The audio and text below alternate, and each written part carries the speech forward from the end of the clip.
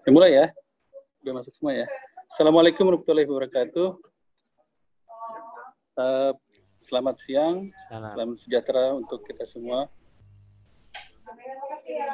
Pada siang hari ini kita akan melakukan webinar tentang optimizing therapy in COVID, tentang bagaimana optimalisasi terapi di COVID. Ada dua narasumber pada hari ini. Yang pertama Dr. Erlina Burhan dan yang kedua Dr. Faris. Sebelum kita mulai acara, kita menundukkan kepala dan kemudian berdoa untuk kawan-kawan kita yang telah wafat ataupun masih dirawat karena COVID dan para kawan COVID yang telah mendahului kita, dan kemudian dan pada rekan-rekan kita yang saat ini sedang dirawat. Menundukkan kepala dan dimulai.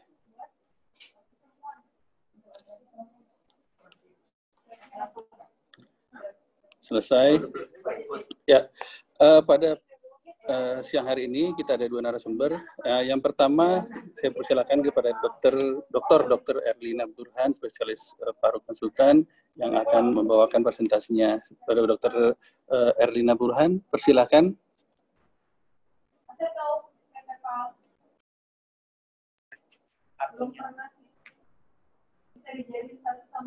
Dr. Erlina, apa sudah ada? Sudah hadir? Ya. Silakan Dr. Erlina.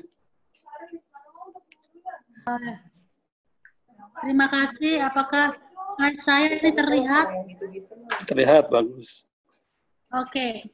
Terima kasih Dr. Erlang. Assalamualaikum warahmatullahi wabarakatuh.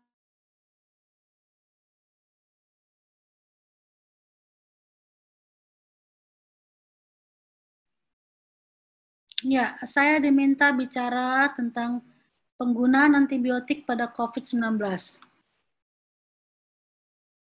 Ya, kita bicara COVID sedikit, bahwa COVID ini menular ya, jadi jangan percaya dengan hoax-hoax atau disinformasi yang mengatakan ini penyakit tidak berbahaya, apalagi obat dan vaksinnya belum ketemu. Jadi jangan percaya tuh sama Profesor Hadi Pranoto ya, nggak ada obat untuk COVID hingga saat ini. Apalagi herbal kok antibody ya. Baik, kasus memang terus meningkat, kematian juga meningkat, oleh sebab itu penting tracing, testing, dan treating. Ya, transmisinya kita tahu selama ini adalah tidak langsung karena kita menyentuh permukaan benda-benda mati yang ada virusnya, atau langsung dari batuk atau bersin melalui droplet. Tapi sekarang ada wacana tentang airborne ya. Airborne ini disampaikan oleh lebih dari 239 ilmuwan dari 32 negara, dan ternyata WHO menerima ini sebagai sesuatu data yang sedang mereka pelajari dan mengatakan kemungkinan transmisi airborne itu ada di setting publik, terutama pada kondisi yang padat, tertutup, dan ventilasi yang buruk. Hanya saja memang belum ada statement resmi ya. Namun WHO memang cukup terbuka dengan bahwa terdapat potensi penularan melalui udara atau airborne.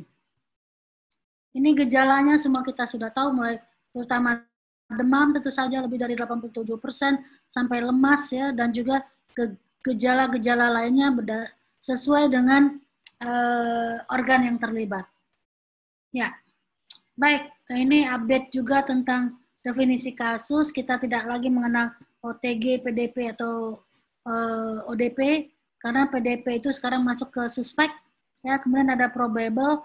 Probable itu adalah kasus suspek dengan ISPA berat, ARDS atau meninggal dengan gambaran yang sangat-sangat sesuai dengan COVID, tetapi tidak ada pemeriksaan PCR-nya dengan alasan apapun.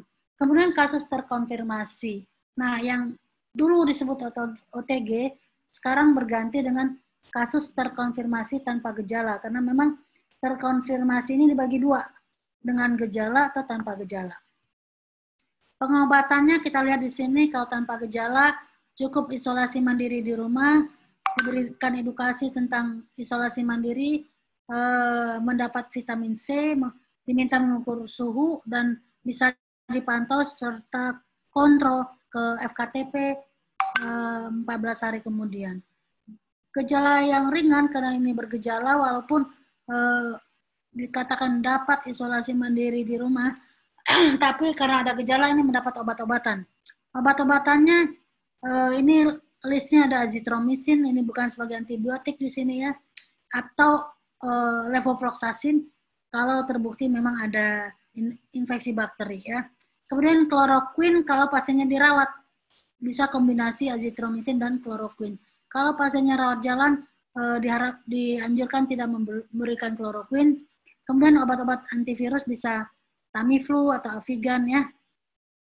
Kemudian yang gejala sedang, ini pasien dirawat karena gejalanya ini cukup lumayan, tidak nyaman untuk pasien, dan obat-obatan juga diberikan secara intravena seperti pemberian vitamin C ya, dan juga azithromycin bisa diberikan intravena.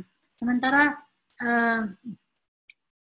antivirusnya bisa Avigan atau Tamiflu atau juga bisa Remdesivir kalau memang ada. Ya, dan bedanya dengan yang berat adalah biasanya yang berat ini banyak komorbid sehingga butuh obat-obat suportif lainnya. Dan juga monitor yang sangat ketat, kita menjaga jangan sampai pasien jatuh ke gagal nafas yang memerlukan ventilator mekanik. Sembuh, nah ini sekarang ada juga perubahan, sembuh itu ditentukan oleh DPJP ya, dan kriterianya adalah selesai isolasi ya. Selesai isolasi itu juga ada beberapa kriteria. Untuk yang berat ini perlu pemeriksaan 1 kali negatif, sementara sekarang juga ada yang persisten positif, tapi itu mesti dilihat juga CT value-nya. Oke, kapan dipulangkan? Dipulangkan juga ini dinilai oleh DPJP. Dipulangkan bila mana dikatakan sudah 10 hari dari onset pertama plus minimal 3 hari bebas gejala. Nah, sekarang kapan kita menggunakan antibiotik? WHO mengatakan bahwa pemberian antibiotik ini dibolehkan bila kita menganggap ini terdapat koinfeksi dengan bakteri ya.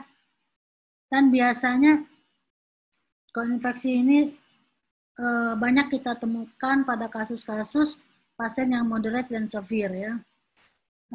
Demikian juga ada kriteria dari National Institute for Health and Care Excellence dari UK ini mengatakan bahwa antibiotik dapat digunakan untuk pasien suspek atau terkonfirmasi COVID-19 yang moderate atau severe ya. Tetapi terapinya ini berbeda dengan CAP maupun AAP. Nah, jika antibiotik dilanjutkan, berikan selama 5 hari, kemudian dihentikan kecuali terdapat indikasi yang jelas untuk melanjutkan antibiotik. Dan ada juga kriteria yang ketiga dari NIH, yaitu National Institute of Health dari USA mengatakan bahwa antibiotik bisa diberikan yang spektrum luas. Dan ini pada bila mana pasien sedang mengalami hipoksemia atau pasien yang moderate atau yang severe. Ya, terkait dengan rekomendasi WHO dikatakan bahwa untuk COVID yang ringan itu tidak diberikan terapi antibiotik, ya baik untuk pengobatan maupun profilaksis. Ya, dan juga untuk tetapi untuk yang sedang dapat diberikan antibiotik jika secara klinis terdapat infeksi bakteri. Untuk pasien-pasien COVID yang berat, penggunaan antimikroba ini empiris dianjurkan ya kalau berat memangnya, dan pemberiannya empiris untuk mengobati semua jenis patogen berdasarkan kondisi klinis dan fokus infeksi dan faktor risiko pasien. Dan kalau bisa ini dilakukan sesegera mungkin, walaupun idealnya diambil dulu darah untuk kultur dan dievaluasi secara harian. Ya, jadi kalau kita merawat pasien-pasien COVID, kita masih melakukan evaluasi setiap hari ini ya untuk kemungkinan penggantian antibiotik intravena menjadi oral. Ya, jadi memang kalau pasien dirawat kan biasanya kita memberikan antibiotik yang intravena, tapi masih ada evaluasi yang reguler setiap hari untuk memastikan bahwa sudah bisa di-switch ke oral. Dan pemberian antibiotiknya juga jangkanya cukup pendek, antara 5-7 hari, tapi disarankan cukup 5 hari, kecuali kalau ada indikasi bahwa kita perlu memperpanjang pemberian antibiotik ini. Ya, kenapa pemberiannya harus cukup singkat? Karena memang dikhawatirkan akan terdapat kemungkinan peningkatan penggunaan antibiotik ke depannya dan tidak terarah. Nah, ini akan berpotensi kepada pola resistensi kuman. Oleh sebab itu, karena kita ingin menjaga resistensi jangan meningkat terhadap kuman tertentu, maka program antibiotik stewardship ini tetap diberlakukan pada kondisi COVID-19 ini. Dan jangan lupa kita juga harus melihat hasil lab dan data epidemiologi, terutama pola kuman di masing-masing setting. Ada beberapa hal yang perlu dipertimbangkan dalam pemberian antibiotik. Saya sudah sampaikan tadi adalah data mikrobiologi, lalu difikirkan apakah ini pemberiannya monoterapi atau kombinasi. Juga dosis dan penetrasinya oral atau IV, dan waktu pemberian, dan juga jangan lupa toksisitas dari antibiotik. Dan mengapa data mikrobiologi di atas paling utama? Karena kita memang ingin mencegah risiko resistensi. Karena kalau antibiotik bila mana sudah terjadi resistensi, maka kita akan mempunyai keterbatasan dalam memilih antibiotik. Dan juga perlu diingat, ditanyakan ini pemakaian antibiotik sebelumnya. Jadi kalau kita punya informasi bahwa antibiotik tertentu sudah dipakai sebelumnya, sebaiknya kita pertimbangkan untuk memberikan antibiotik yang sama, atau bila perlu, kalau kita lihat tidak perbaikan pada pasiennya, maka jangan memberikan antibiotik yang sudah diberikan. Dan untuk memperoleh manfaat pasien yang optimal, maka klinisi harus memilih secara tepat obat-obat antibiotik yang paling poten ya, untuk waktu yang terpendek yang diperlukan untuk mengeradikasi infeksi. Jadi berikanlah antibiotik spektrum luas yang diperkirakan mampu mengatasi 95% dari kuman yang diduga sebagai penyebab infeksi saat itu. Ya, jadi ada strateginya. Yang pertama adalah membunuh bakteri secara efisien, meningkatkan keberhasilan pengobatan, kemudian juga memungkinkan pasien untuk masa rawatnya pendek sehingga bisa kembali menjalankan aktivitas sehari-hari. Dan tentu saja yang utama adalah juga menurunkan kejadian resistensi bakteri. Ya, tadi saya sudah sampaikan ini bahwa antibiotik itu kalau pasiennya dirawat, pilihlah antibiotik spektrum luas di awal ya, yang mencakup lebih dari 95 patogen penyebab ya. Kemudian dosisnya diperhitungkan, dan bila mana kita melakukan deeskalasi, lakukanlah pada saat yang tepat, dan juga pikirkan bila mana kumannya adalah kuman atau patogen yang MDR, maka sebaiknya antibiotiknya dikombinasi, jangan tunggal. Satu hal lain lagi yang ingin saya ingatkan adalah bahwa jangan mengganti antibiotik sebelum 72 jam, kecuali klinisnya memburuk. Ya. Kemudian saya kira ini adalah umum bahwa wajib hukumnya untuk melakukan pemeriksaan biakan sebelum menyuntikkan antibiotik kepada pasien. Jadi sebelum Anda memasukkan obat, pastikan bahwa sudah diambil spesimen untuk dilakukan pemeriksaan biakan mikroorganisme.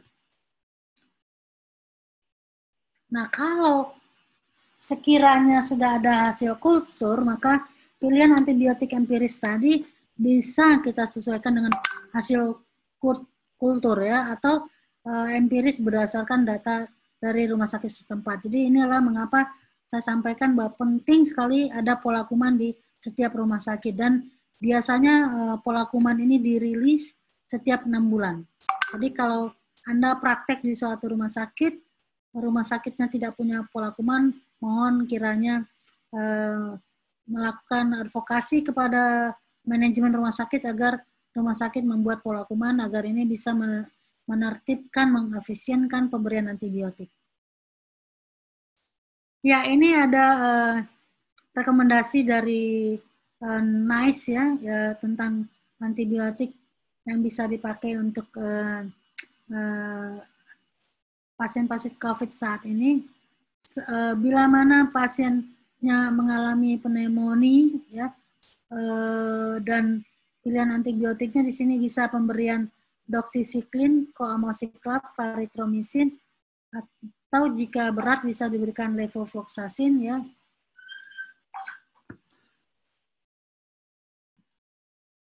Bagaimana dengan pasien-pasien yang lebih dari 18 tahun dan dicurigai dengan HAP, maka ini ada opsi-opsinya ya. Bila mana tidak severe, dapat diberikan sama dengan yang tadi, doxycycline, coamoxiclav, Cotri, atau levofloxacin IV. Namun bila mana pneumonia berat, maka opsi selanjutnya adalah bisa diberikan piperacillin dengan tazobactam, ini 4,5 gram 3 kali per hari ya, dan bisa ditingkatkan menjadi 4 kali sehari jika infeksinya bertambah berat. Atau juga bisa diberikan ceftazidime yang 2 gram 3 kali sehari. Jika tidak respon, maka dikatakan diberikan levofloxacin 500 mg ya. Dan bila mana terkonfirmasi MRSA bisa ditambahkan dengan vancomycin atau teicoplanin atau linezolid. Ini ada pemilihan antibiotik dari PDPI, mirip-mirip tentunya ya. Pertama, bila mana pasien sehat, sebelumnya tidak ada riwayat pemberian antibiotik, maka bisa diberikan beta-lactam atau beta-lactam ditambah anti-beta-lactamase, dan juga bisa diberikan macrolide baru. Namun bila ada terdapat antibiotik sebelumnya, maka pilihannya adalah fluoroquinolone respirasi ya, bisa levo atau moxi, atau beta-lactam ditambah dengan anti-beta-lactamase ditambah dengan macrolide. Bagaimana kalau di pasiennya dirawat inap, maka diberikan rawat inapnya yang non ICU nih ya, bisa langsung diberikan quinolone respirasi atau beta-lactam ditambah dengan macrolide. Kalau di ICU dan kumannya non pseudomonas, maka pilihannya adalah beta-lactam ditambah macrolide baru atau fluoroquinolone. Kalau pasien-pasien dengan kondisi khusus dan penyebabnya diduga pseudomonas, maka berikanlah anti-pneumococcus, anti-pseudomonal, beta-lactam seperti piperacillin tazobactam, cefepime, imipenem atau meropenem ditambah dengan ciprofloxacin. Jadi kalau untuk pseudomonas, fluoroquinolone respirasi yang quinolone yang dipilih adalah cipro, karena ciprofloxacin ini tingkat resistensinya untuk pseudomonas rendah ya.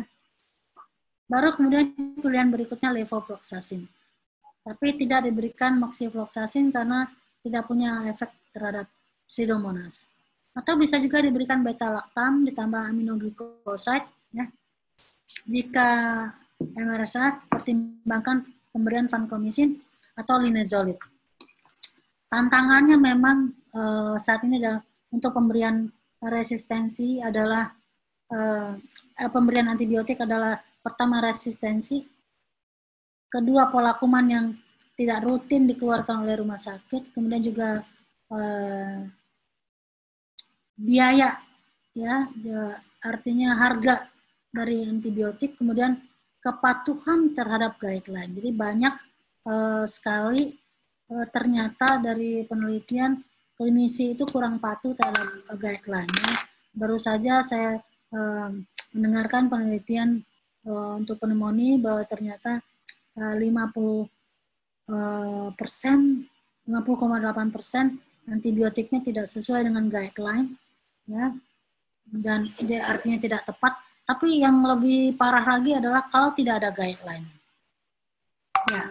Dan kita juga harus tahu bahwa potensi resistensi itu tidak sama untuk setiap antibiotik. Ini contohnya, ya. Piperacillin tazobactam ini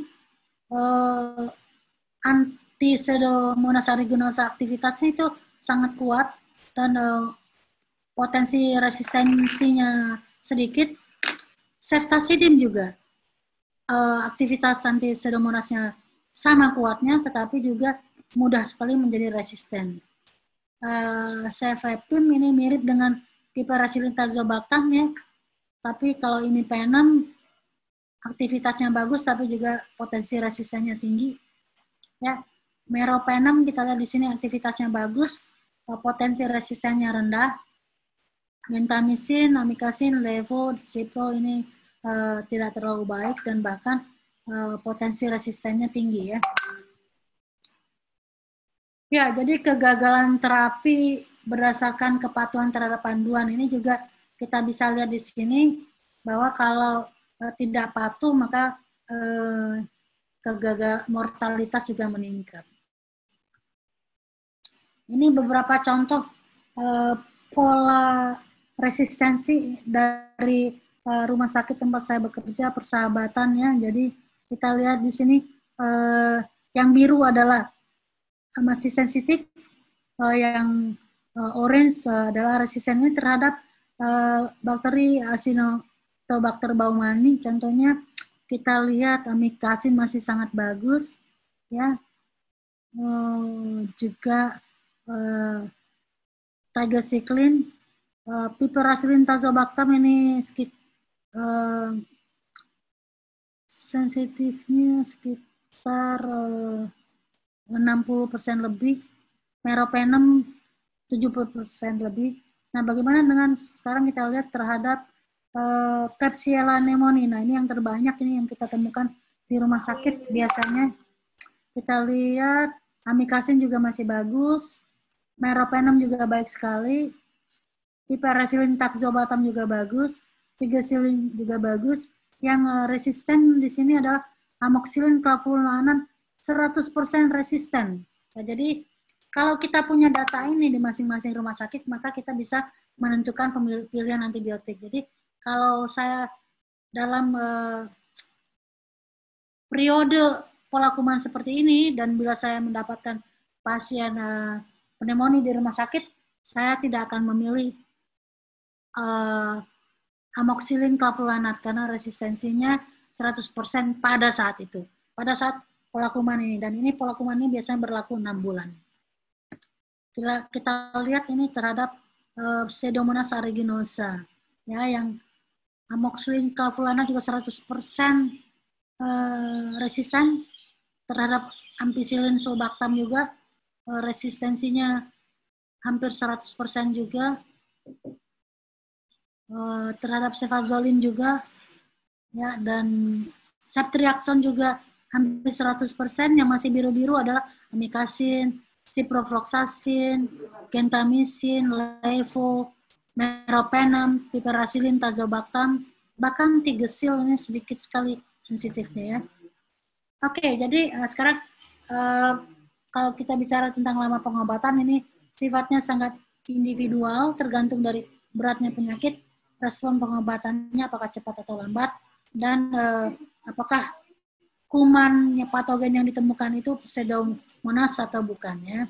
Kemudian diharapkan bahwa lama pengobatan ini 7-10 hari, kecuali jika penyebabnya Pseudomonas aeruginosa dan Enterobacter, maka lama terapi bisa diperpanjang 14 sampai 21 hari. Dan juga mesti diperhatikan respon pengobatan. Apa yang diperhatikan saat kita menilai respon pengobatan? Pertama, gejala klinis. Apakah demamnya berkurang, sesaknya hilang, nyeri dadanya hilang, dan juga laboratorium, apakah leukositnya berkurang menuju normal atau sudah normal. Ya, kemudian suhunya apakah juga sudah normal, fototoraknya juga apakah lesinya sudah berkurang, perbaikan dari organ-organ yang lain ya. Tetapi respon ini memang tidak bisa dilihat kurang dari 72 jam, makanya dikatakan jangan mengganti antibiotik sebelum 72 jam, karena kita baru bisa melihat respon klinis setelah 24 sampai 72 jam. Jadi kesimpulannya adalah penting untuk mengetahui pola kuman penyebab dan pola resistensi, dan pilihlah antibiotik dengan efikasi yang baik dan tingkat resistensi yang rendah. Pilihan antibiotik yang tepat itu akan memperpendek masa perawatan, menurunkan biaya, dan menurunkan angka kematian. Terima kasih. Assalamualaikum warahmatullahi wabarakatuh. Saya kembalikan kepada moderator. Silakan Dr. Alang. Maaf ya. Ini ada dari kepala minta webinar. Iya. Ya. Terus ini Dr. Agus kan minta Hadif masukannya. Ini apaan? Ini Hadif itu siapa? dia pemagang pegawai terkait COVID. Hadif ini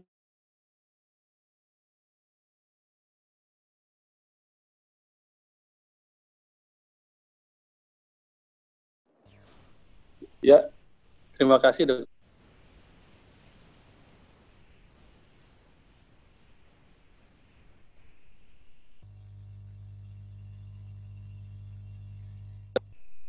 Ya, terima kasih Dr. Erina atas presentasinya.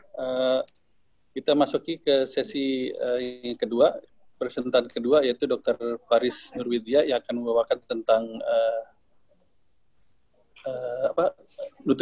nutrisi pada pasien-pasien COVID. Baik, pada Dr. Faris, persilakan waktu untuk presentasi.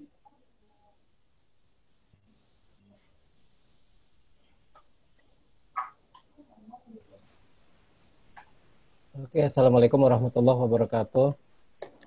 Salam. Izin konfirmasi suara saya bisa didengar dengan baik ya? Baik, terdengar. Saya masih statusnya disabled, screen sharing bisa di enable. Saya belum diperbolehkan share screen. Oke, bisa.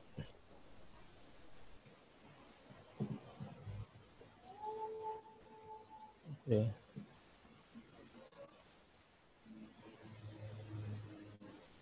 Baik, terima kasih Dr. Erlang, terima kasih banyak Dr. Erlina atas materinya. Bismillahirrahmanirrahim. Assalamualaikum warahmatullahi wabarakatuh. Saya akan membawakan optimize nutrition pada terapi COVID. Ini adalah suatu pendahuluan. Intinya kita berhadapan dengan berbagai setting dari isolasi rumah, isolasi di rumah sakit, rawat rumah sakit, kemudian di ICU yang keseluruhannya juga ada kaitannya dengan nutrisi, dan ini adalah suatu topik yang salah satu topik yang menyita banyak waktu klinisi. Pasien akan bertanya, saya sebaiknya makan apa, saya sebaiknya tidak makan apa, terus apa vitamin atau vitamin mikronutrien yang sebaiknya saya konsumsi. Jadi semoga kita bisa memberikan penjelasan yang baik kepada pasien-pasien kita sedikit mengenai patogenesis, fase-fase infeksi COVID, mulai ada early infection, kemudian pulmonary phase ya, sampai yang hyperinflammation syndrome, dan berbagai fase-fase ini berdampak pada katabolisme yang meningkat sehingga terjadi peningkatan kebutuhan akan ATP. Dan di sisi lain kita juga berhadapan dengan pasien COVID yang anosmia, terus dia kehilangan penghidupan, nggak bisa, selera makannya turun. Jadi dan kalau intake-nya selalu lebih rendah dari kebutuhan yang ada, maka keadaan umumnya juga lebih jelek.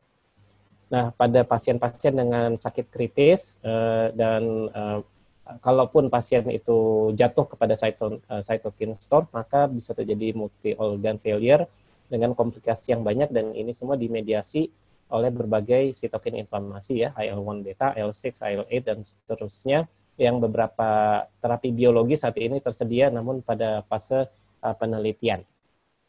Bagaimana keadaan klinis yang relevan pada infeksi COVID ini? Tentu saja banyak pasien COVID yang beberapa akan membutuhkan ada peningkatan risiko gagal napas ya, hipoksemik, kemudian membutuhkan oksigen ya, bahkan support ventilasi mekanik. Kemudian ada fenomena hyperinflammation syndrome ya, cytokine storm syndrome ya, macrophage activation syndrome ya. Kemudian yang ditandai oleh peningkatan CRP, laju endap darah ya, troponin, peningkatan SGLT-SGPT, urium kreatinin, jadi kecenderungannya ke gangguan berbagai organ. Dan ini tentu saja membutuhkan tata laksana khusus untuk memotong rantai inflamasi. Ya, jadi, penurunan asupan nutrisi itu banyak terjadi pada pasien COVID ya, dan bisa karena berbagai faktor. Misalnya yang pertama karena terkait dengan simptom ya, gejalanya ya, penurunan nafsu makan. Nah, jadi sesak nafas itu juga menurunkan nafsu makan, kemudian dia batuk, terus ada kehilangan indera penghiduan, ya, rasa lelah, dan ini banyak juga dimediasi oleh TNF-alfa.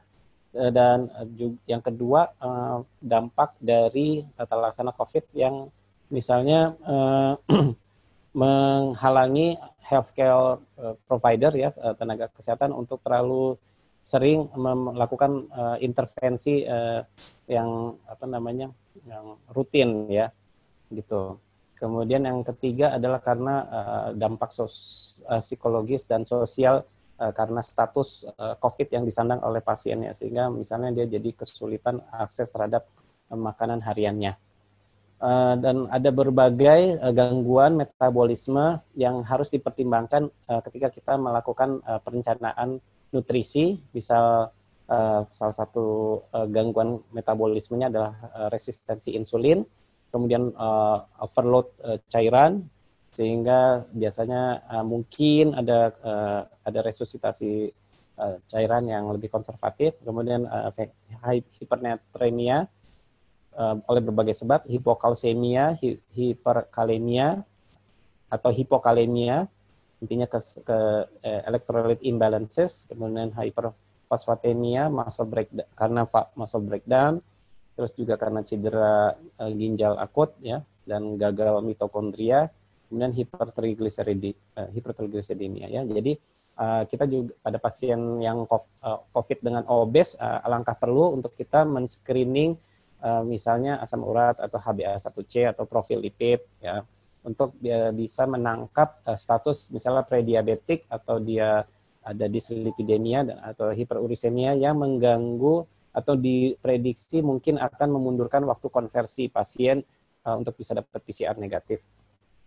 Ini fenomena penurunan massa otot di setting ICU. Jadi biasanya ada penurunan 20% massa otot pada 10 hari di perawatan ICU.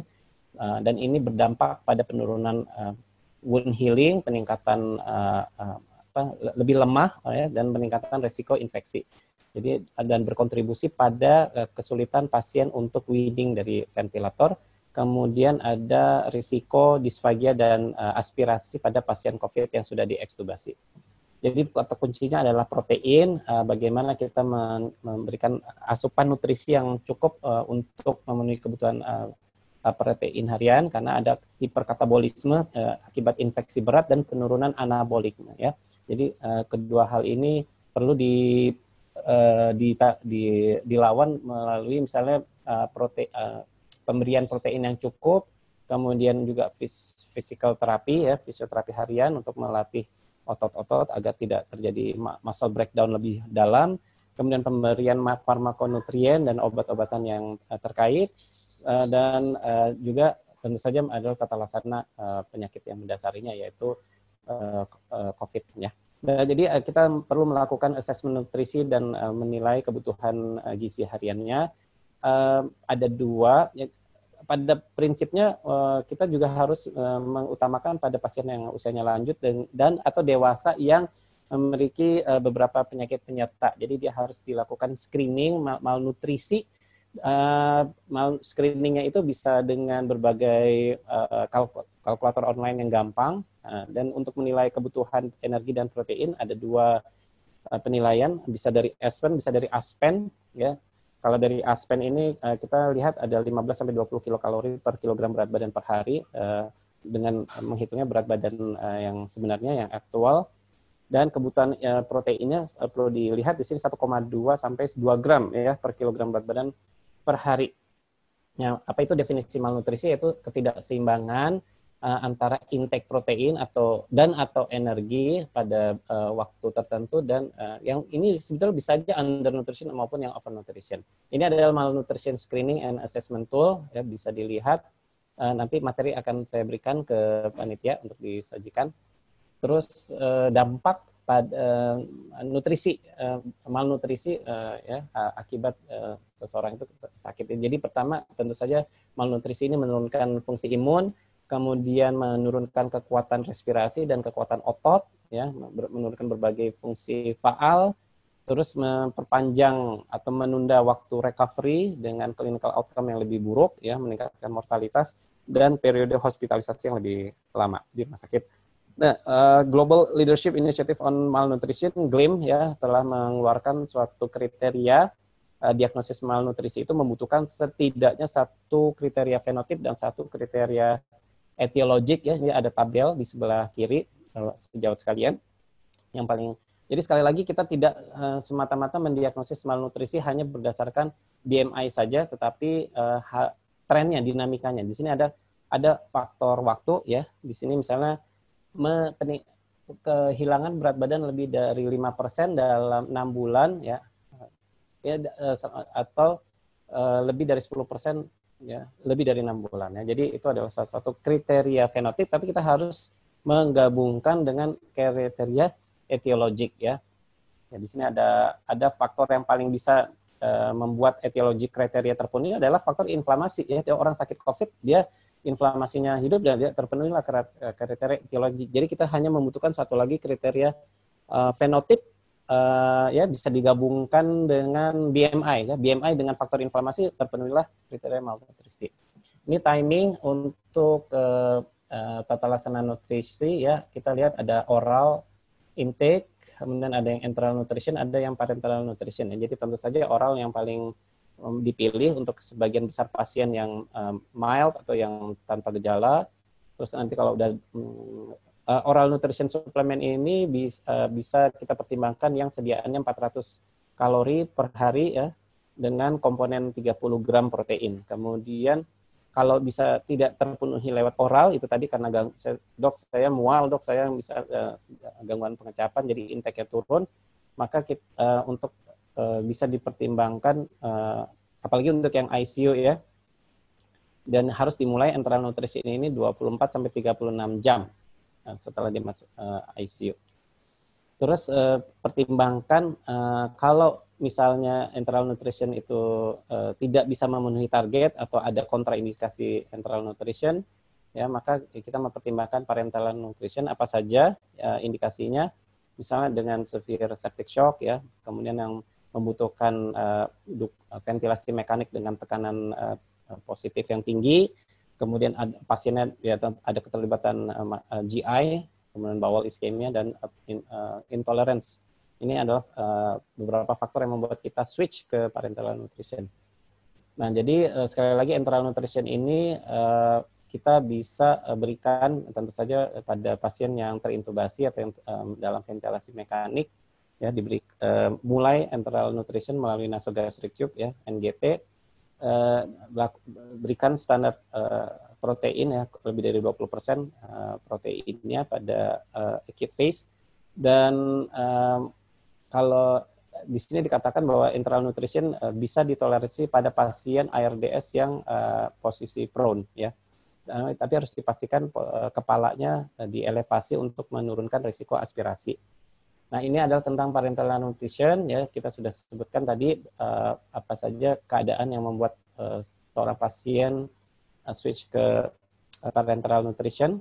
Ya, jadi intinya adalah konteks COVID ini membuat healthcare provider itu tidak bisa terlalu sering memanipulasi wilayah di sekitar pemasangan NGT untuk misalnya mungkin mengurangi transmisi aerolisasi ya. Nah, jadi lebih mudah mungkin memaintenance jalur sentral ya.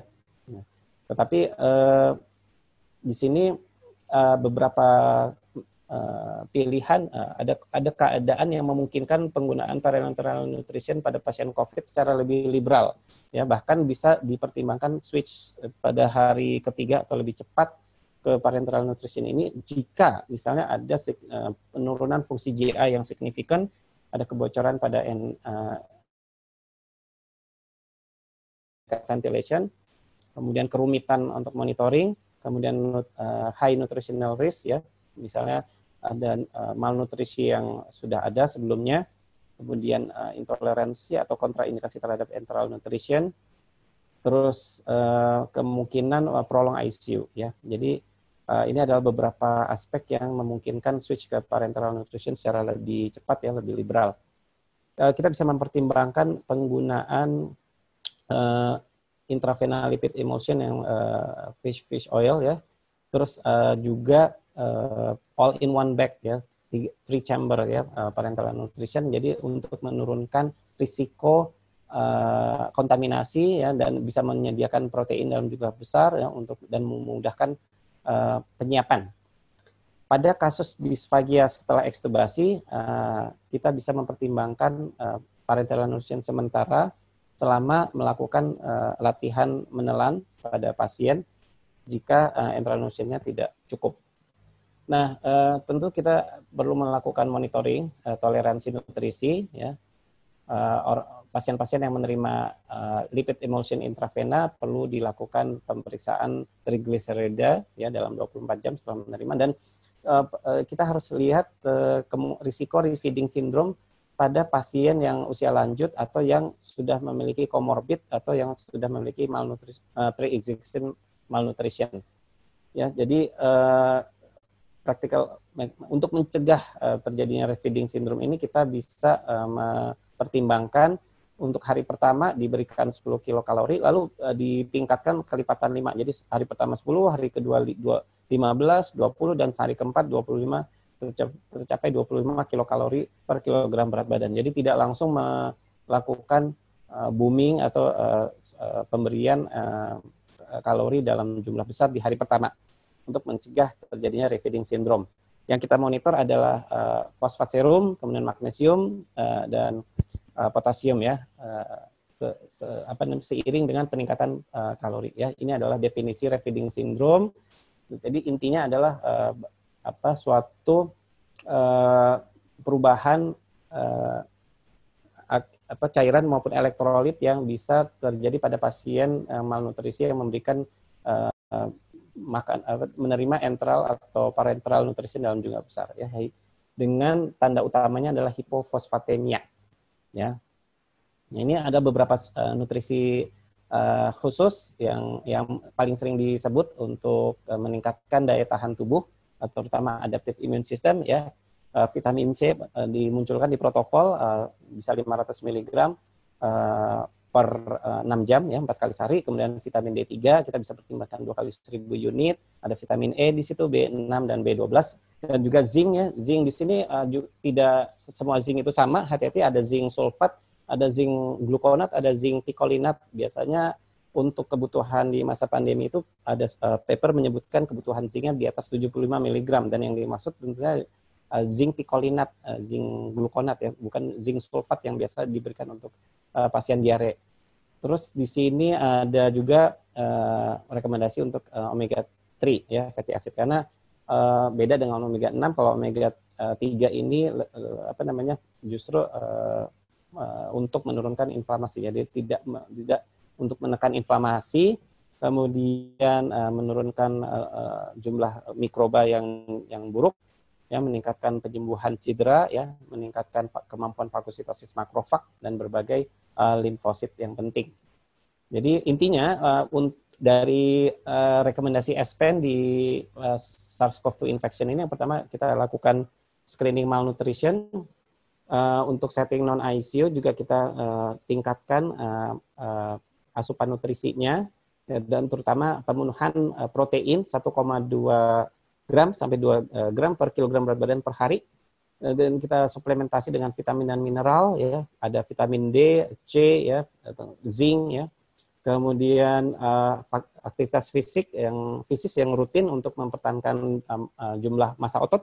Kemudian dipertimbangkan oral nutrition supplement, ya, tadi 400 kalori persediaan, itu lumayan bisa membantu terpenuhnya kebutuhan kalori. Kemudian enteral nutrition, ya.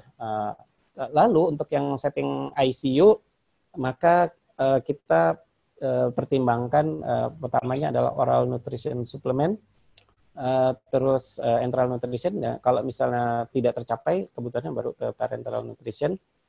Ini adalah medical nutrition statement nomor 8, nomor 9 pada pasien-pasien ICU yang terintubasi.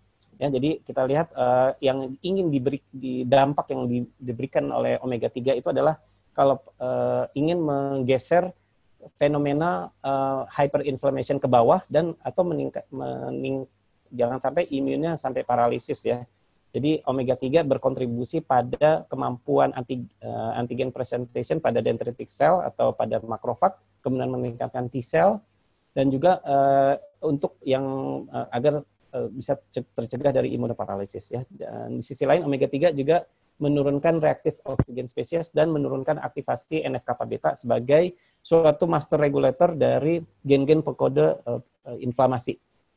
Ini berbagai penelitian yang memperlihatkan manfaat dari parenteral nutrition yang diperkaya oleh omega 3 pada pasien-pasien yang dirawat, ya, bisa menurunkan risiko infeksi, kemudian sepsis, kemudian memperpendek masa rawat di ICU, ya, dan memperpendek durasi hospitalisasi, ya. Ini catatan sedikit mengenai glutamin, ya, bisa diberikan sebagai bagian dari enteral nutrition maupun parenteral nutrition untuk meningkatkan ambilan asam amino, gitu.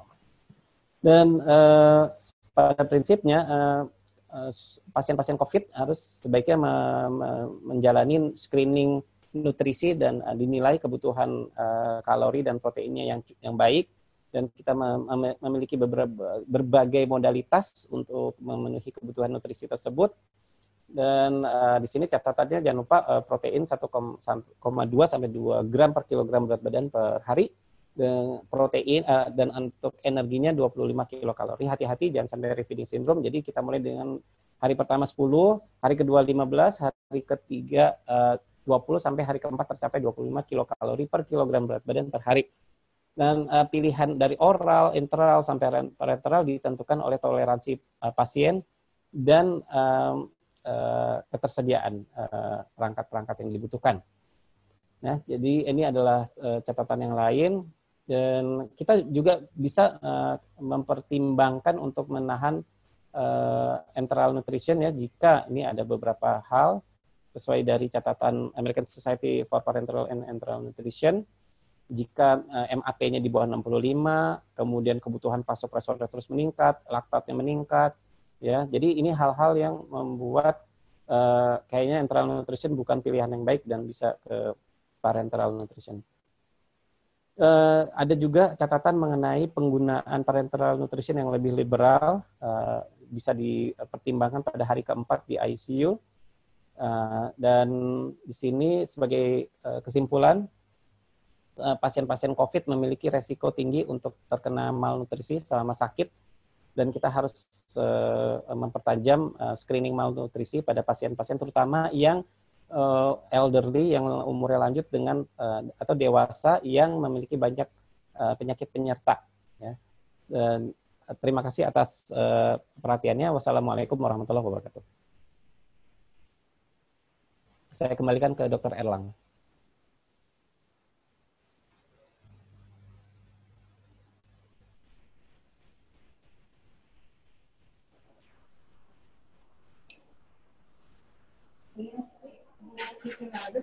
Ya, terima kasih pada Dr. Faris yang telah mempresentasikan tentang nutrisi pada pasien COVID ya. Ini ada beberapa pertanyaan yang ditujukan. Yang satu untuk Dr. Erlina. Ini ada pertanyaan tentang secara EBM yang terbukti efikasi untuk pasien COVID-19 adalah remdesivir dan dexamethasone. Kenapa PDPI masih menggunakan hidroksikloroquine dan obat antivirus yang tidak ada EBM sebagai penduduk? Mengapa Dexa masih belum dimasukkan di SOP penanganan pasien yang memperoleh support oksigen? Dr. Erlina? Ya, baik. Langsung saya jawab. Ya. Kalau remdesivir itu sudah ada itu buku pedoman dari 5 organisasi profesi. Sementara untuk steroid kita katakan tidak direkomendasikan. Tolong dong di unmute, itu banyak suara-suara. Tapi dokter jaganya harus segera. Oke, ya baik, terima kasih. Nah sekarang lebih tenang nih, ya.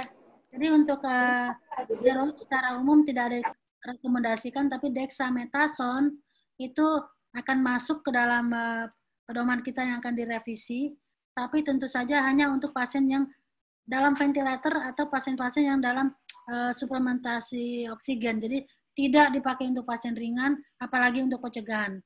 Ya, itu akan segera terbit protokol yang terbaru.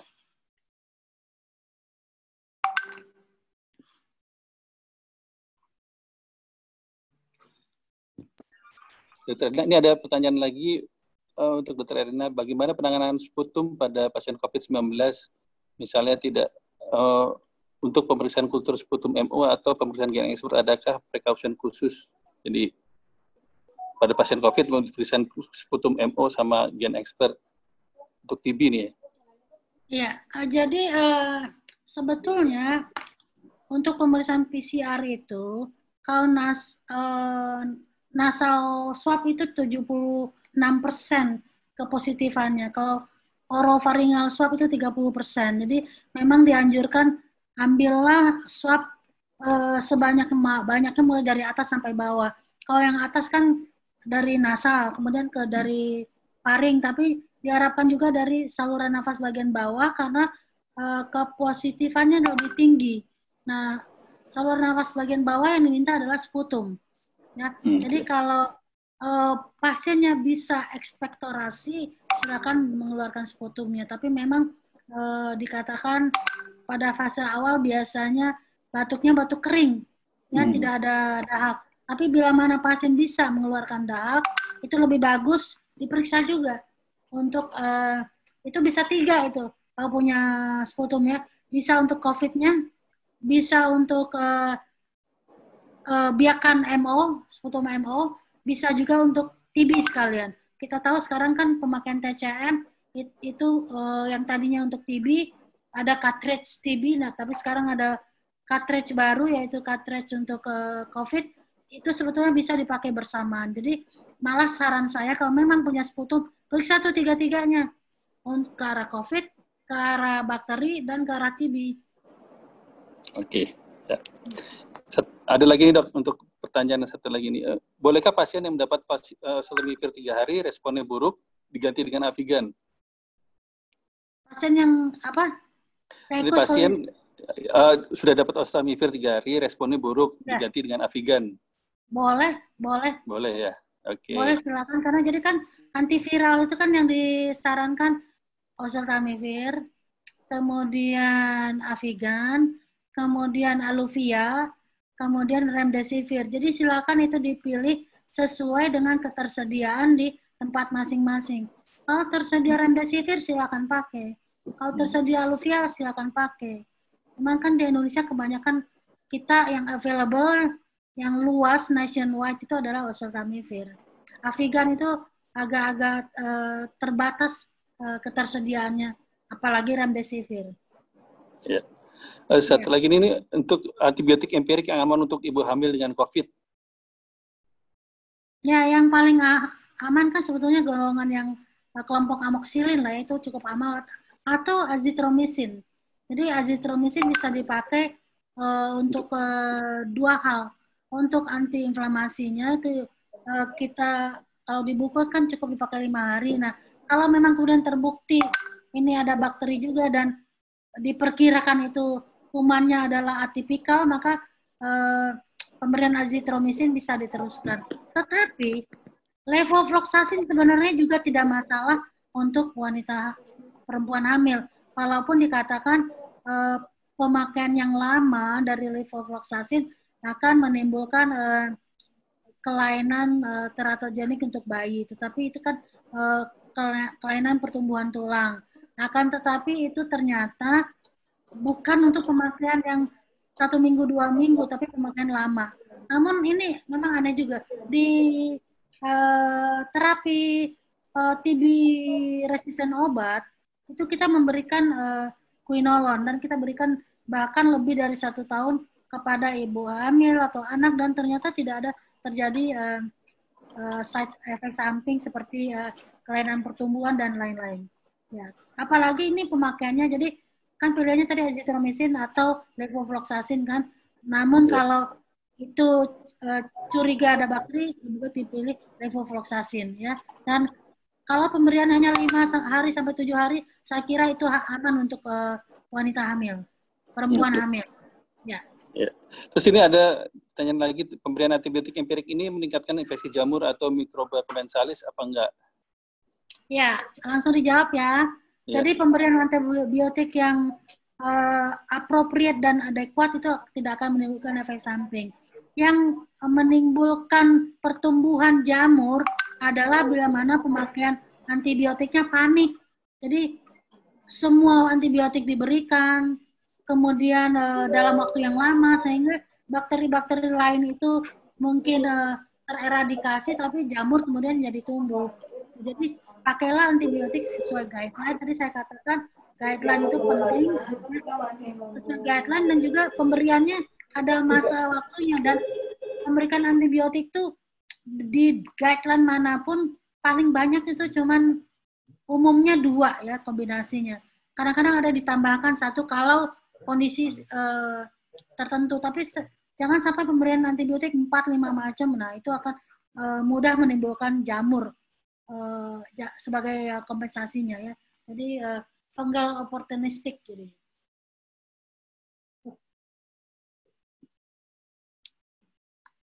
Nggak ada suara. Di literatur disebut ada happy hypoxia, saya nggak tahu nih seberapa sering dokter menemukan kasus yang demikian. Ya jadi happy hypoxia. Happy hypoxia itu adalah kondisi pada saat pasiennya sebetulnya saturasinya sudah turun rendah, tetapi pasien tidak merasakan, maka dikatakan hipoksia, tapi happy aja, masih bisa teleponan, masih bisa pakai laptop begitu ya, atau istilah yang agak-agak medisnya sih silent hypoxia ya, tapi istilah ngehitsnya happy hypoxia, masih bisa selfie, foto ya, padahal saturasinya udah rendah. Ya, ini terjadi karena inflamasi yang sangat luas, menimbulkan cytokine storm yang cukup hebat. Cytokine storm pada COVID ini merusak sistem yang lain. Machinery fusion dari organ lain juga rusak, termasuk memblokade sinyal ke batang otak atau ke sentral. Biasanya kan kalau kita kekurangan oksigen itu ada sinyal ke otak, dari sentral kemudian akan memberikan sinyal sehingga kita lebih bernafas lebih cepat. Tapi ini oleh cytokine storm yang sangat unik ini dihambat, sehingga tidak ada rangsangan untuk bernafas lebih cepat walaupun terjadi kekurangan oksigen. Jadi pasiennya biasa-biasa saja, maka dikatakan happy aja, masih ngetik di laptop, telepon, bahkan selfie, ya. Itu padahal kalau kita periksa saturasinya mungkin di bawah 90 begitu. Nah, ini juga terjadi karena kekacauan desregulasi tadi, dan juga karena terjadi shunting Veki ya, jadi terjadi apa istilah shunting itu, ketidakseimbangan ya, dan itu juga menimbulkan gangguan sehingga pasien tidak gelisah, pasien tidak ansietas, tapi mungkin yang bisa dilihat objektifnya adalah agak-agak sianosis sebetulnya pasiennya. tapi tidak ada rangsangan untuk menjadi sesak nafas. Itu yang disebut dengan happy hypoxia.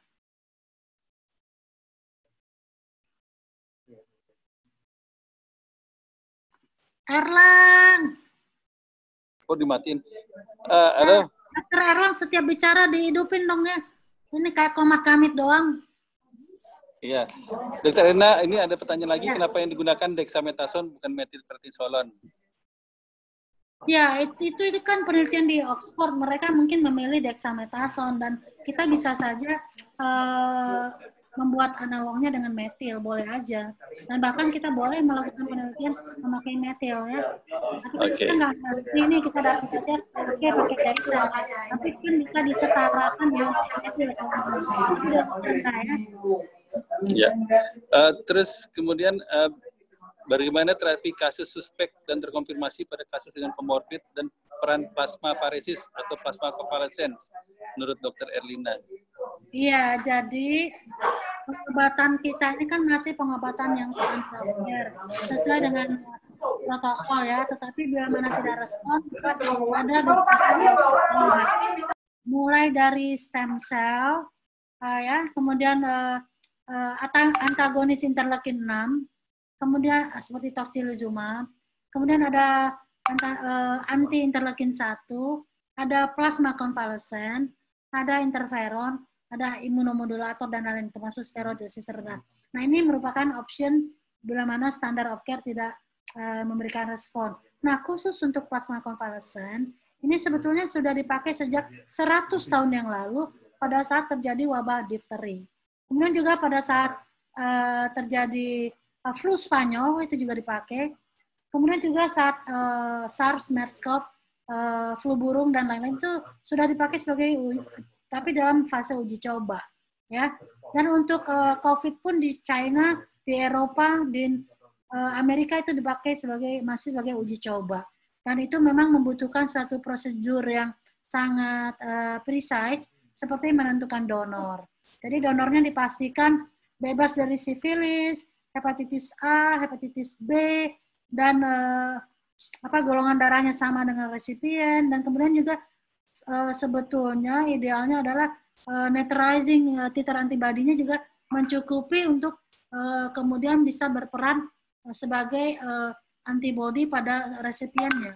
Jadi kalau rendah sekali itu juga tidak memberikan efek proteksi. Jadi di Indonesia pun sekarang masih dalam uji coba, ada di RSPAD, RSCM, RSUI, di Sulianti, dan Persahabatan juga kita sedang uji coba. Sampai saat ini belum ada hasilnya. Bahkan Litbangkes sekarang ini mengorganisir penelitian plasma konvalesen ini di semua rumah sakit di Indonesia. Ya, kita coba, kita tunggu, kita lihat hasilnya ya. Ini COVID ini ya saya ingin sampaikan, ini betul-betul the best teacher. Guru yang terbaik ini COVID ini. Membuat kita selalu belajar, karena dia berubah-ubah terus. Sekarang bahkan mutasi dari D614 menjadi 614 glisin, jadi dia pun berkamuflase, proofreading, dan segala macam. Sehingga kita catch up, kita manusia harus lebih pintar dari virus ini. Virus ini sangat pintar, ya, tapi kita harus lebih pintar. Dan virus ini membuat kita belajar terus-terusan. Ya. Satu lagi dong, Dok. Adakah cut off untuk city value? Oke, ya. Jadi untuk city value ini umumnya, ya saya ingin terangkan dulu sedikit ya. City itu bukan CT scan itu ya, bukan computed tomografi ya. Jadi city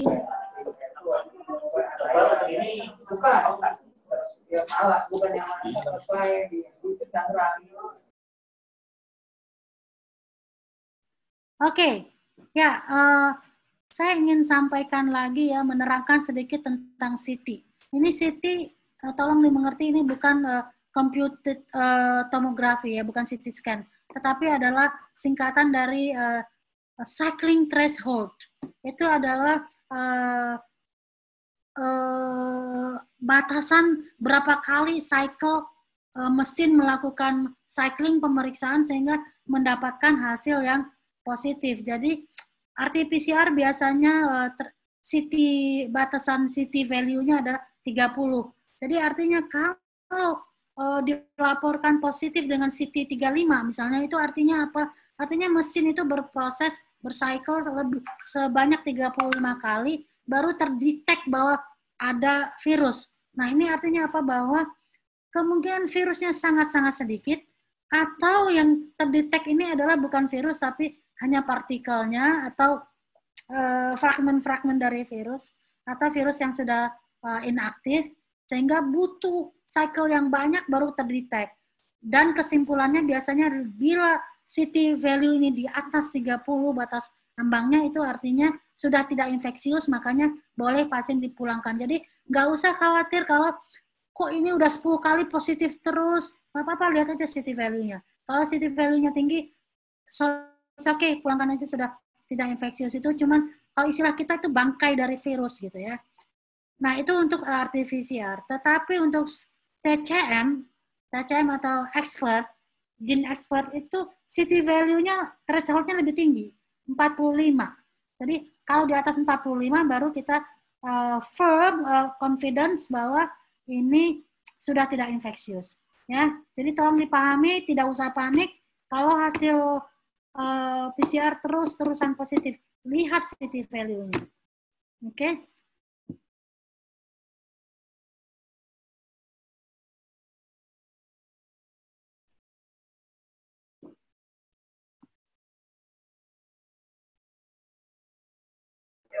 Ini Dr. Faris, mengapa zinc yang digunakan zinc picolinat dan zinc gluconat, zinc sulfat tidak bisa? Terima kasih.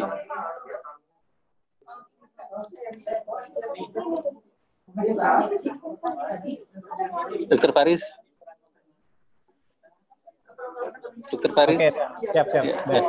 Jadi kan jenis-jenis zinc itu kan banyak ya, ada zinc picolinat, zinc gluconat, zinc sulfat. Kalau selama ini jenis yang paling populer kan karena masalah diare, jadi zinc sulfat yang paling populer. Nah, dia itu jenisnya sangat mudah larut dalam air, kemudian relatif sebetulnya kepentingannya untuk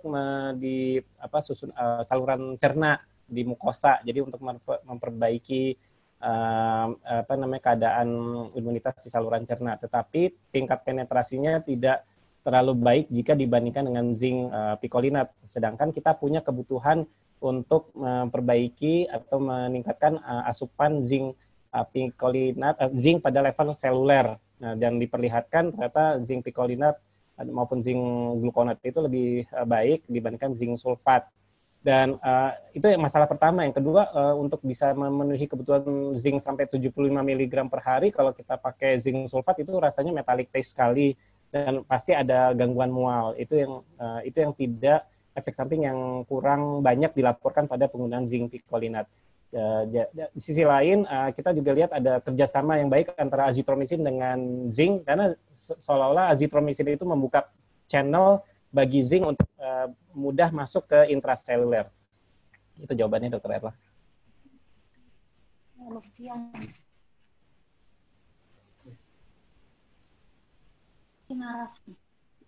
Dr. Erlang.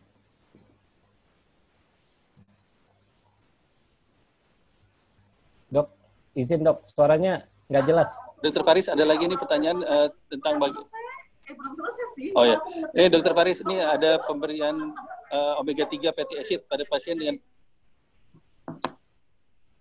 Ya, jadi di sini memang ada rekomendasi ya. Ya, terima kasih Dr. Erlang. Ada rekomendasi dari SPN untuk pemberian senyawa omega 3 sebagai bagian dari nutritional support pasien COVID ya.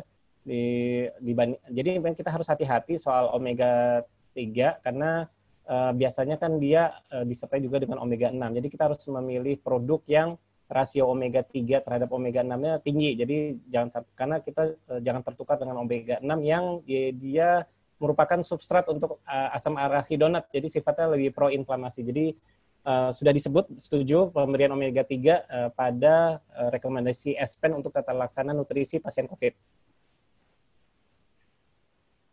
Dr. Erlang.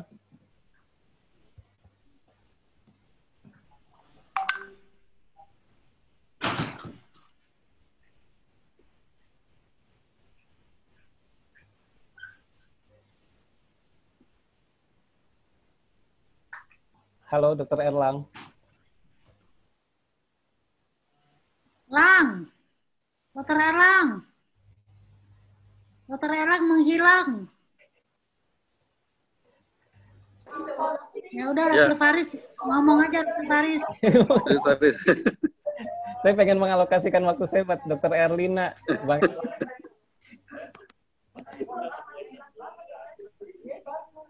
Ayo kita kembali ke Dr. Erlina yuk, biar kita dapat materi lebih banyak. Ya. Dr. Erlina, ada lagi Ya. nih, Ya. bila ada pasien dengan gejala hasil swab positif, berapa lama isolasi mandiri, kemudian kapan dilakukan swab ulang, apakah masih 2 kali negatif, berapa lama lanjut isolasi mandiri, sebagaimana orang yang kontak erat, apakah harus isolasi mandiri juga? Oke, jadi kalau dari KMK yang baru, yang revisi, kalau dirawat nih ya, dirawat dan karena positif, untuk kasus-kasus yang berat itu perlu 1 kali minimal negatif, ya 1 kali negatif plus 3 hari minimal tanpa gejala. Untuk yang berat. Tapi untuk ringan yang sedang cukup 10 hari setelah onset gejala plus minimal 3 hari bebas gejala. Jadi kira-kira 14 harian lah. Dan dengan syarat kondisi klinis baik. Ya, jadi itu bisa jadi parameter untuk memulangkan pasien dan bisa dianggap pasien sembuh. Ya. Tetapi kata WHO ada tetapinya nih, ada klausurnya mengatakan bila mana fasilitas Anda memungkinkan, fasilitas Anda cukup, maka penentuan sembuh bisa kembali seperti semula, yang 2 kali berturut-turut negatif selang waktu lebih dari 24 jam. Jadi ini memberikan keleluasaan kepada kita yang mempunyai keterbatasan, tidak punya kapasitas pemeriksaan lab, terutama PCR, maka cukup itu tadi, yang 10 hari setelah onset plus minimal 3 hari bebas gejala. Itu sudah bisa dianggap sembuh dan pasien bisa keluar dari ruang isolasi. Nah, bagaimana kalau pasien tanpa gejala? Dikatakan pasien tanpa gejala itu syaratnya PCR-nya harus positif ya. PCR positif tanpa gejala. Jadi ini pasien istilahnya terkonfirmasi tanpa gejala. Jadi terkonfirmasi itu ada 2. Tanpa gejala dan dengan gejala. Nah, yang tanpa gejala ini cukup isolasi mandiri di rumah, dan bila mana setelah 10 hari setelah isolasi aman-aman saja, sehat-sehat saja, tidak ada gejala tetap, maka tidak perlu diulang pemeriksaan PCR-nya untuk menyatakan dia sudah sembuh. Jadi cukup 10 hari setelah isolasi. Ya, ini KMK yang baru. Sebetulnya itu KMK itu tinggal dibaca, tapi memang kita lebih senang kalau ada orang yang mengatakannya ya. Jadi ingat ya. Kau baca suka lupa, tapi kau dengar biasanya ingat. Itu ada ininya sendiri, itu tipikalnya. Yang ada yang audio, ada yang visual. Jadi kita rata-rata kita audio ya, senangnya mendengar. Oke, ada lagi nih bagaimana antibiotik dan antiviral pada pasien gagal ginjal, apakah ada perbedaan dosis? Iya, baik. Untuk gagal ginjal kan ada kita sesuaikan. Kalau contohnya kalau ingin memberikan levofloxacin ya, kan pilihan dari NICE maupun dari organisasi profesi, 5 organisasi profesi di Indonesia kan mengatakan pilihan levofloxacin untuk yang diduga ada infeksi bakteri. Tapi kalau bila mana ada masalah di ginjal, maka dosisnya disesuaikan, bukan 1 kali 24 jam, tetapi 1 kali 48 jam. Jadi selang hari pemberiannya. Demikian Dr. Erlang. Dr. Erlang kembali menghilang. Ya. Ya. Pada Dr. Faris, ini ada pertanyaan tentang vitamin D3.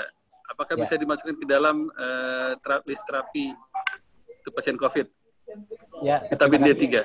Ya. Jadi sudah ada bukti retrospektif tadi mortalitas itu tinggi pada orang-orang yang defisien vitamin D3. Jadi kurang dari 10 nanogram di dalam darahnya.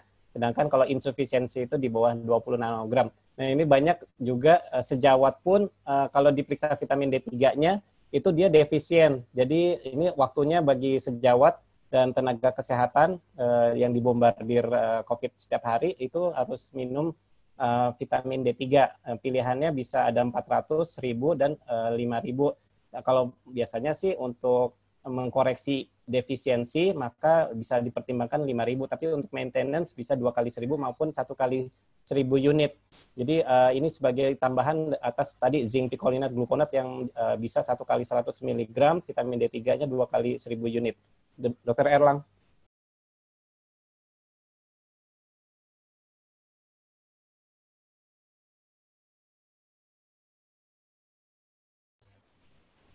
Dr. Erlang, izin. Ya, kepada Dr. Erlina ada pertanyaan lagi nih. Bila ada petugas medis yang positif, apakah rekan-rekan kerjanya juga harus isolasi diri selama 14 hari? Dr. Erlina.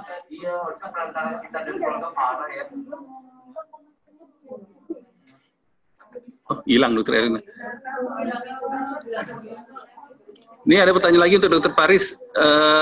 Bagaimana menghitung kecukupan kalori untuk di pasien-pasien di ICU tadi? Nutrisi pada pasien ICU. Ya, jadi kan pada prinsipnya untuk pasien-pasien ICU ini kan kita eskalasi ya, kita tidak memberikan langsung 25 kilokalori per kilogram berat badan langsung di hari pertama. Jadi biasanya satu kita harus screening malnutrisinya dulu ya. Terus untuk berdasarkan bisa mempertimbangkan kriteria GLIM.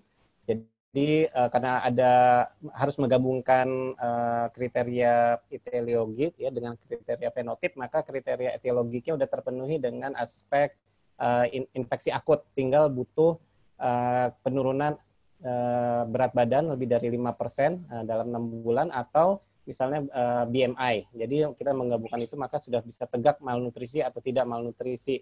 Lalu yang kedua kita berikan tadi idealnya sih yang utama ya kita secara oral, kalau nggak tercukupi dengan enteral, kalau tidak tercukupi juga dengan parenteral. Tapi hati-hati bahwa ini karena pasien COVID, maka relatif mungkin saja ada masalah untuk terlalu banyak melakukan manipulasi atau perawatan yang sekitar oral cavity-nya. Gitu. Jadi sekali lagi hari pertama dipertimbangkan 10 kilokalori, hari kedua 15, hari ketiga bisa 10, 15, 20, 25. Jadi tercapai 25 kilokalori per kilogram berat badan di hari keempat. Ya, terima kasih Dr. Elang.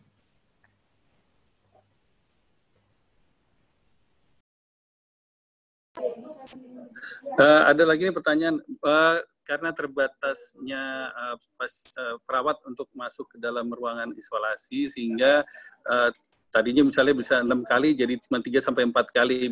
Bagaimana cara mengatasi hal tersebut? Apakah kecukupan kalorinya bisa tercukupi?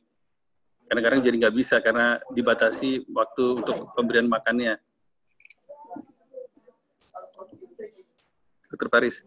Ya, kan utamanya kan kita selalu melihat toleransi GI ya. Jadi kalau makanannya bisa habis, maka ya ini kan kita pertahankan kecukupan 20. Kalau dia udah pindah dari ICU ke ruang rawat biasa, harusnya dia di posisi 25 kilokalori dengan protein yang tadi di 1,2 gram sampai 2 gram per kilogram berat badan per hari. Jadi itu harusnya relatif dia lebih baik. Cuman biasanya yang perlu dipertimbangkan bukan hanya soal frekuensi tapi kemampuan menelannya. Jadi perlu ada latihan menelan ya untuk orang-orang yang disfagia pasca ekstubasi.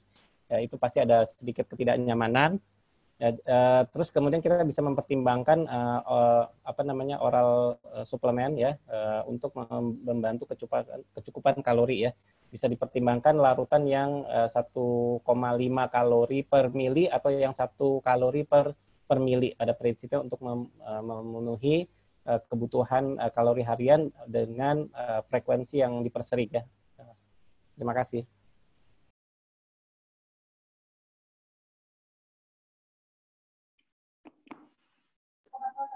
Dokter Erlina masih ada nggak?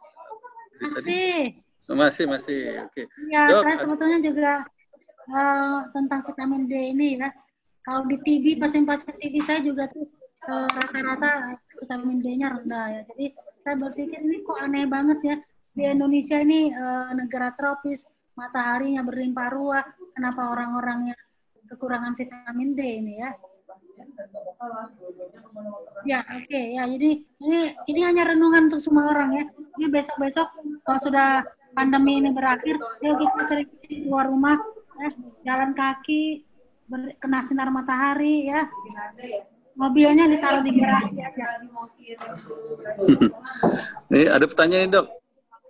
Pasien yang pernah terkena COVID-19 tanpa gejala terus sembuh, respon imun katanya terbentuk rendah, apakah bisa reinfeksi kembali dengan gejala berat? Iya, baik. Kita kembali lagi ya ke COVID ini yang SARS-CoV-2 ini yang saya katakan the best teacher. Guru terbaik bikin kita belajar terus ya. Jadi bahwa seseorang yang sudah terinfeksi kan akan timbul antibodi di tubuhnya. Ya, mulai dari IgM, IgG, ya itu pada hari ke-35 itu mulai puncaknya, kemudian hari ke-40 turun sampai dikatakan 3 bulan, bahkan ada yang declining sedemikian rupa sehingga titernya rendah sekali, tidak memberikan efek proteksi lagi, jadi tidak bisa lagi memberikan kekebalan. Jadi tapi ada juga penelitian terbaru mengatakan bahwa antibodi itu bisa hilang sama sekali setelah 12 bulan. Jadi range-nya proteksi kalau seseorang sudah terinfeksi dan ada antibodi itu ya kekebalannya untuk tidak lagi terserang penyakit, tapi bertahan antara 3 bulan sampai 12 bulan. Ini current situation ya, bisa saja besok berubah. Jadi jangan sampai menganggap, ini Dokter Erlina nih ngomongnya beda-beda melulu. Ya si COVID-nya juga beda-beda gitu ya. Jadi kita berubah terus nih ya, apa yang kita sampaikan. Ya, jadi bisa saja kalau seseorang yang antibodinya kemudian titernya menurun sampai tidak lagi bisa memberikan proteksi, kemungkinan terjangkit bisa lagi tergantung dari paparannya, viral load-nya, durasi paparan, frekuensi paparan, begitu ya. Jadi kemungkinan reinfeksi ada tetap pada orang yang sudah menderita COVID dan sembuh. Ya. Tapi kabar gembiranya sekarang ternyata 3-12 bulan itu antibodinya masih ada.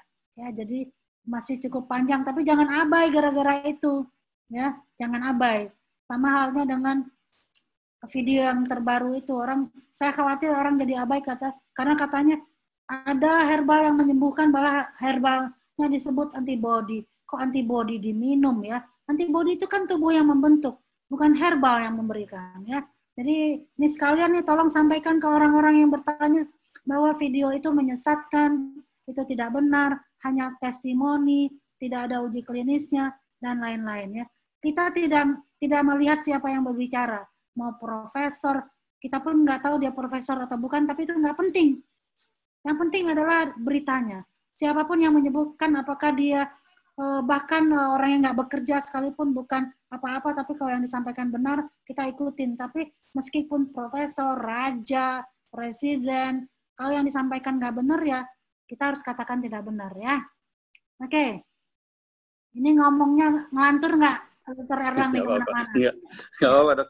Ini untuk Dokter Faris, apakah ada tata laksana khusus untuk intervensi nutrisi khusus pada kasus kondisi hipoksia dan hiperlaktat? Yang jelas kan ini settingannya setting ICU. Kalau udah laktatnya meningkat kan laktat sebagai produk metabolisme anaerob, berarti si oksigen maupun nutrisi nggak bisa nyebrang ke peripheral tissue kan intinya. Jadi sudah terjadi anaerob metabolism. Terus jadi ini pasti settingannya udah pasiennya udah severe ya, dengan atau tanpa ARDS. Nah, jadi kita berlaku kaidah tata laksana nutrisi di ICU ya, misalnya kita evaluasi kebutuhan nutrisinya. Kalau misalnya seluruh GI tract-nya bisa mentoleransi, maksudnya abdomennya tidak distended, kemudian prokinetiknya sudah diberikan, terus tidak ada reflux ya, terus pasien tidak diare. Nah, itu mempertahankan enteral nutrition itu sangat dipilih ya untuk pasien-pasien yang settingannya ICU ya, dengan misalnya dengan ventilasi. Tapi kalau misalnya kita lihat refluksnya tinggi, kemudian sudah ada disfungsi, kemudian peristaltik menurun, jadi ada mungkin ada bowel ischemia di situ.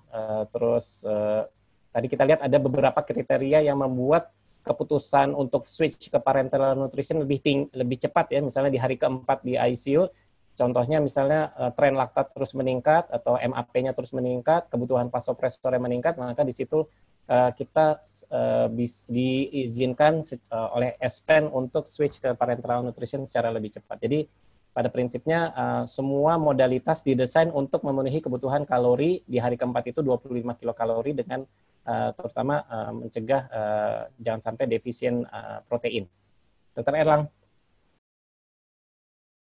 Dr. Erlang, saya sempat membaca tuh satu pertanyaan ya. Ada yang bertanya,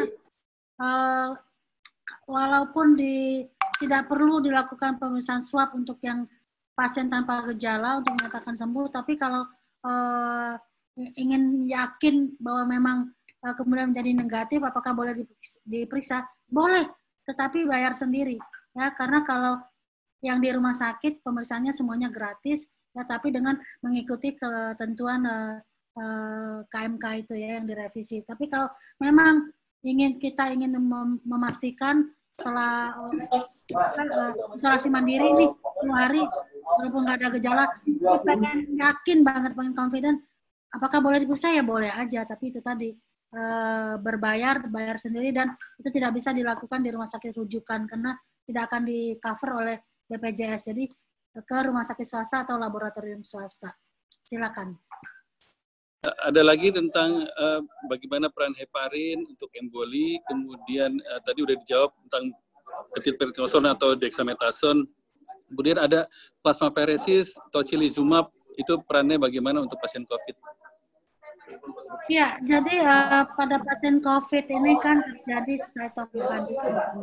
Nah, salah satu parameter yang kita lihat sebagai cytokine proinflamasi adalah interleukin 6. Jadi kalau terjadi peningkatan interleukin 6, maka diduga cytokine storm-nya ini sudah demikian hebat. Oleh sebab itu, sebaiknya dilakukan pencegahan terbentuknya cytokine storm ini dengan menurunkan interleukin 6 ya, dan tocilizumab ini adalah suatu obat yang berperan sebagai anti interleukin 6, anti reseptor interleukin 6. Jadi pemberian tocilizumab ini akan menurunkan interleukin 6 sehingga diharapkan cytokine storm-nya juga bisa teratasi atau tidak terjadi. Begitu. Jadi memang harus tahu timing yang tepat kapan kita memberikan obat ini. Kalau memang sudah terbentuk cytokine storm yang luas, saya kira juga tidak ada pengaruhnya pemberian yang terlambat dari tocilizumab.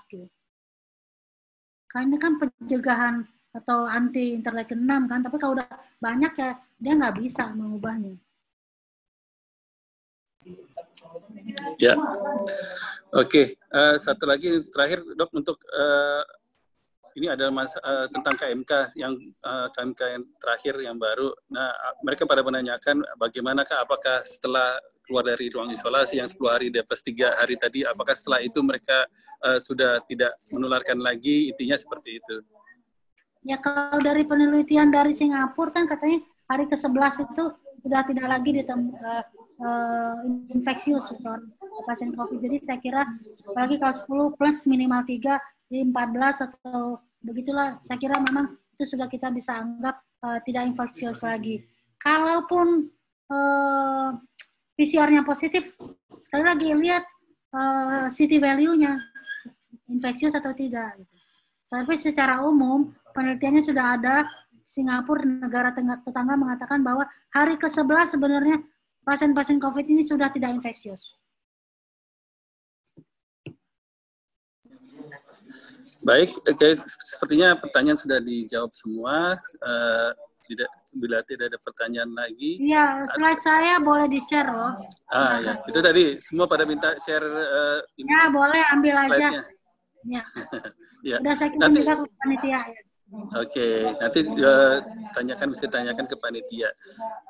Demikian pada siang hari ini webinar sudah selesai. Terima kasih pada pembicara dan terima kasih kepada sponsor